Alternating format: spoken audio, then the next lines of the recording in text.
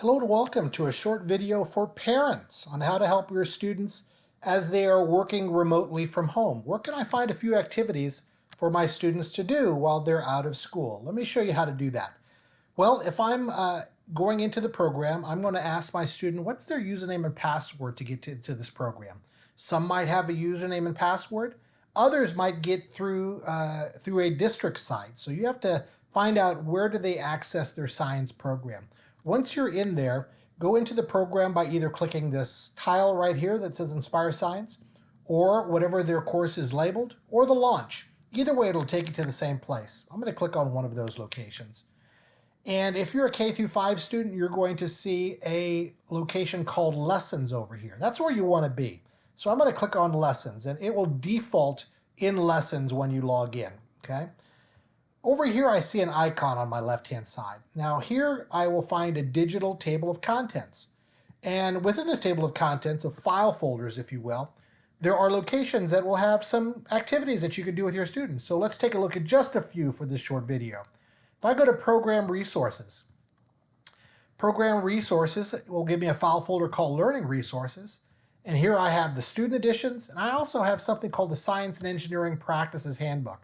This is a really nice resource. It goes over a lot of science basics, everything from measurement to data collection to what scientists do, what engineers do. How's it different? What's the difference between a scientist and an engineer? Have you ever thought about that?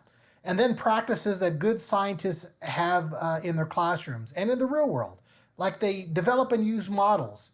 They plan and carry out investigations. This is pretty easy to understand stuff, things that you've learned in the past. As you scroll down here, it's going to talk about analyzing and interpreting data and just simple things, basic fundamentals that every good scientist should have. And I think this would be a great place to start. Let me show you another location. So this is the Science and Engineering Practices Handbook, and I found it in my Program Resources. Now I could just go into a module. Let's go into a module, Forces in Motion, or it could be any module that your student happens to be in school.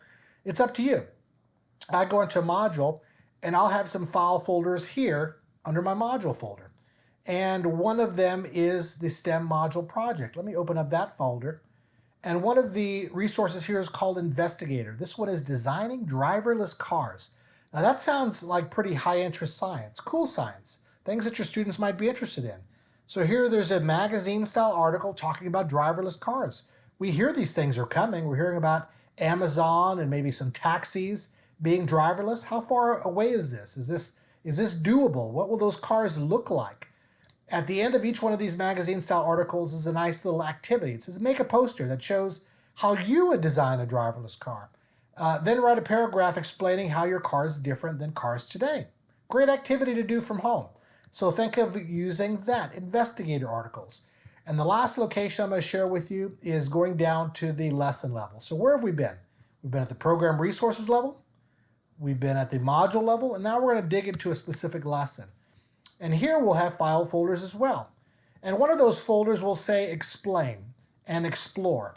Here we have a lab here in Explore. And when we go to Explain, we have information in this area of Forces in Motion chunked into nice little tidbits of information that we can go over with our students at home. So within this content might be some interactives, might be a video. Here we have Forces in Motion. I could click on through the next page by clicking on this arrow. Let's go into page 2. We can go through this. It's easy to understand, easy to digest information about Forces in Motion, and then opportunities for response that your students can save there. So those are 3 locations I would suggest you use when going into the program on the student side. Just remember, the first thing you've got to ask them is how do they access their science program? How do they get to a page that looks like this?